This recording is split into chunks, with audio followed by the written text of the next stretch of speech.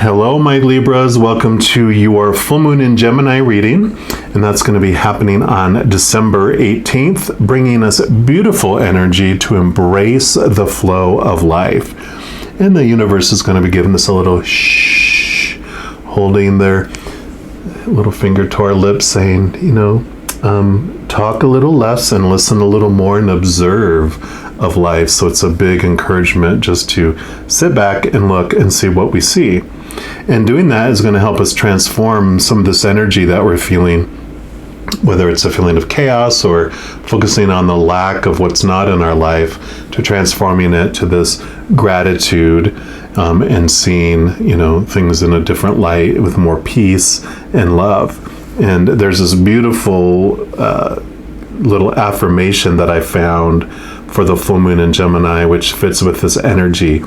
And it's, I share kind, loving words with the people in my life.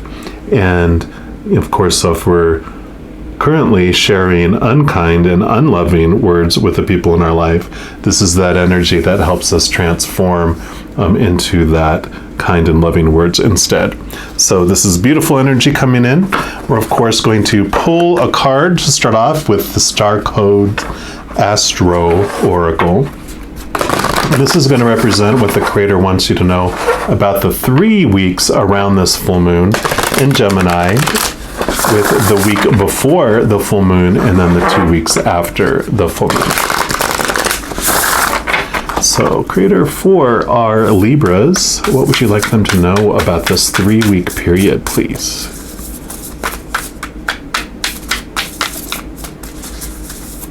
All right, there we go. You actually got the Virgo energy, card number 6, and that says digest. So let's take a look here and see what message comes with this oracle card for you. And so, symbolized by a woman goddess holding a sheaf of wheat, the mutable earth sign Virgo is ruled by Mercury. And wheat can only feed the multitudes once the grain is sorted from the chaff. Virgo is connected to the nervous system and the intestinal tract, the job of which is to sort nutrients from waste. And the sun shines here August 21st to September 21st. So if those dates mean anything specific for you, or identify a person that this might, whatever message is coming through here, if it's a Virgo in your life, or if you are also a Virgo in somewhere else in your chart, just be aware of that as well. And the action that comes with this energy, it says, look for the grain and release the chaff. Weed, harvest, sort. Something in this situation in your life needs to be sorted, edited, or reorganized in order to bring in its harvest, whether you're asking about a relationship, a work project, or the culture in which you work. Virgo wants you to be specific, sort and release a habit, not a person, and change how you interact, but not necessarily with whom you interact. So it's all about internal. It says, examine the situation for the patterns that need to be released and composted, and what seeds need to be saved for another time or planted for the next season. Rather than focusing on faults, appreciate what is valuable about each interaction, each opportunity, and each person. Truly absorb the worth and wonder and be healed thereby. It may be time to take an introspective break and work on your self-care routine. Look at your diet and health and those habits around those to see what needs improvement. Absorb vitality. Well, the challenge that comes with this energy is if you just weed the garden and don't plant or cultivate, all you have is an empty bed. Editing without creating gives you no content. Sometimes you have to ask the inner editor to take a break and let the creative process flow, then let the editor clean and polish. The gift that this energy brings says that this world is gloriously complex. Ain't that the truth? Virgo encourages us to see how the details fit together, how the leaves and the twigs make up a forest. Light and shadow co-create our image of the whole. Rather than judge the worth of the part, pay attention to the necessary role each piece plays. The chaff protects wheat so it can grow, and therefore has value even if it's not edible. Perceive not just with your mind, but with mind, heart, and soul together. Love it, love it, love it. And we are going to pull more cards here from these Tarot of Dreams. And we're going to pull for each week, the week before the full moon, the week after the full moon, and 2 weeks after the full moon. And just see what additional messages the Creator has. So for the week before the full moon, what do you have? Okay, these two. Yep, just the two. And then the week after the full moon, I feel like you've got this one, these two, and this one. And then the second week after the full moon. Okay. There we go. And you've got these four after. Okay, so the week before this full moon, you've got the Hermit, which is this is actually the Virgo sign too, which is hilarious. So that definitely is reiterating here. It's time for you to look internally, which is what this talked about too.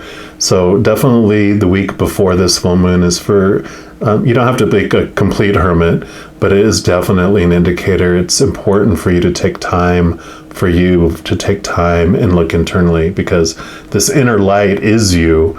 It's your brightness, and you're able to go in and look inside and see what it is that you need to clear away.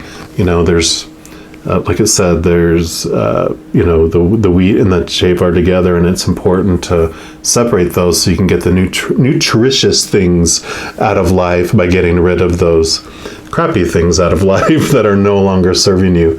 You know, the chaff, it serves its purpose for a time, but after the harvest, then it's time for those to let things go. So this is definitely this transformational Gemini energy we were talking about too.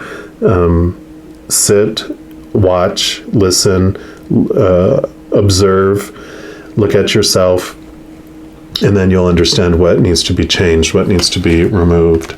Yeah, and then you have the moon energy here too. So very much looking into the unknown, looking into the hidden, looking into the subconscious. I'm connecting to the higher realms too, because if you're unsure and you want guidance, just ask. That's all you have to do. They won't meddle with your free will or your life unless we ask them to. They're already busy doing all the things we asked them before we came down here to have our life unfold the way we wanted it. But this is about also connecting. And, like the high priestess, she steps away into her temple and gets quiet and connects to the upper worlds to get behind the veil, get into the understanding and the deep understanding of what's going on, what has been hidden. And so these do very well, act very well together here. So that brings you up to the full moon, which happens here. And so the week after the full moon, yep, 5 of coins. So this is about self-worth and about your understanding of being taken care of. This 5 is all about transforming these beliefs about how you feel, about where your abundance comes from, where your necessities come from. I mean, this is the winter card. It's about feeling abandoned, feeling like you are being let down, being ignored, not being supported. But the transformation that happens with that is you go from this belief that the humans out here and the world out here are what bring your abundance, that bring you the wheat, from the outside.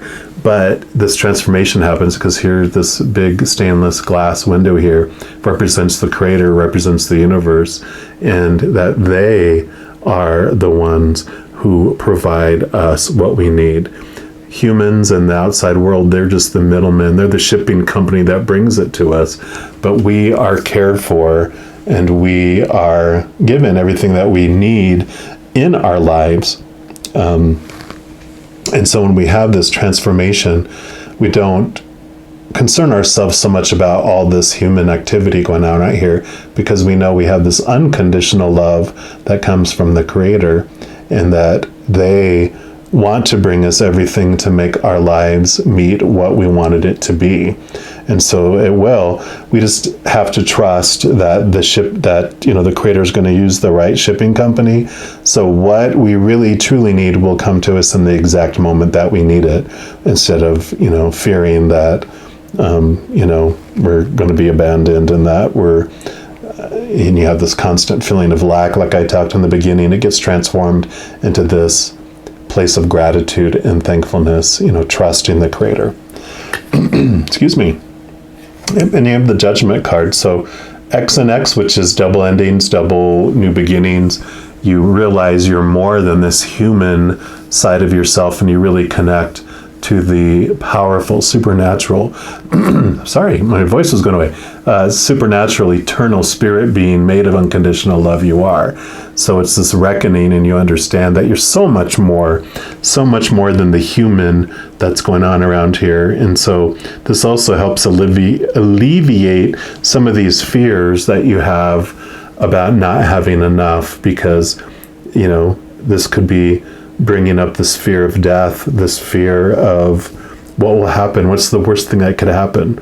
Well, sometimes, we think, well, the worst thing that can happen, our ego thinks the worst thing that could happen is that the character that's being played down here goes away and it's no longer in the play.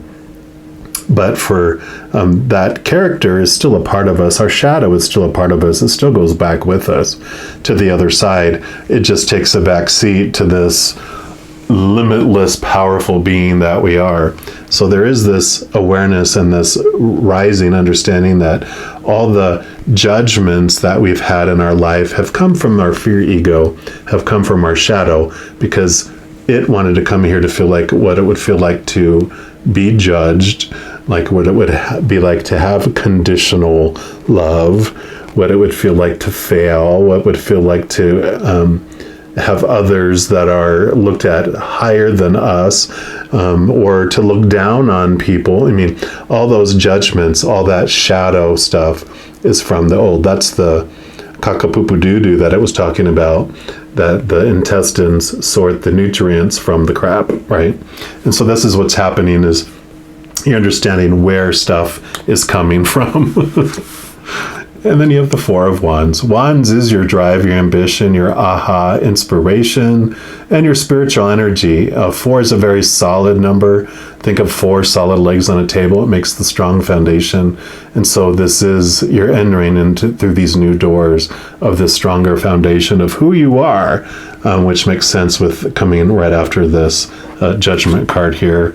Yeah. And then the Five of Wands. So you have the 5 of coins, and now you have the 5 of Wands. This is very much about transformation of stories. One was about your worth, and one is about the energy that's going on around you. So you kind of see this starts off, this is actually kind of what plays in my head, is this little kung fu movie where there's these 5 people with these staves that are battling each other, and you're like, oh my gosh, they're like trying to hurt each other. There's like a war going on. It's a battle of some sort. And they eventually, it gets down to where one person's standing, the other 4 are, laying exhausted and beat up. And then they all laugh and they get up and they help each other up. And then they go arm in arm, walking towards the mess hall. And you realize, oh, this wasn't a battle or a war. These are friends. And they're, Buddhist monks that were not trying to hurt each other. They were training to improve their skills. And they're going back to eat and they're fine. It's like, okay, so the struggle and this chaos, we suddenly have this transformation of this energy, understanding that it's different than what it was. So you have this big transformative type of energy that's happening the week after the full moon, which brings you into the second week after the full moon, and you have the Seven of Cups. So more knowledge and more awareness that's happening here, because you're seeing the emotions, all the different emotions that you can feel, and you came here to feel them on purpose, for a purpose. But with this cleansing kind of feeling and energy that was talked about here, this is about understanding those emotions that are nutritious and those emotions that are not nutritious. So you're sorting out your emotions during this last time. What comes after this is the Eight of Cups, which is you're then leaving behind those emotions that no longer serve you. So this is about you're determining and finding those emotions. You're sorting the wheat from the chaff or chaff. Yep, Knight of Wands. So this night is all about activity and movement, and this is movement of energy. So this does show that you are taking this awareness that you're learning here, and you are making these changes. You are making this movement and transforming your energy to a different place. So, you're able to more finely direct what you want to do with your energy, instead of it being so scattered in these different beliefs that you had from before. This hiddenness, all this deep journey that you're doing the week before, you finding all this stuff, and then this is sorting through it and making those changes. Yeah, and then you have the Ace of Cups. So more emotional, this is the cups down here too. This is the chalice, the Holy Grail. It is a gift of the Creator. It is showing you and bringing you the living waters that are inside here, which is the essence of our Creator. It's the unconditional love of our Creator. So you are being offered this and allowed to take sips of it to fill you up, and it allows you to see what you are truly thirsty for. It's showing you that some of these other emotions, you're like, okay, how do I sort out what emotions were for me and which ones, they all were for you, but which ones are nutritious for you and which ones are you no longer needing, they've served their purpose.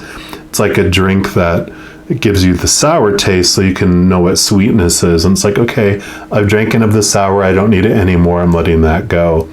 And so this Ace of Cups allows you to see and feel and understand what emotions you were truly wanting by experiencing all these other emotions that are opposite to it. And so this is this beautiful awareness of this unconditional love as well.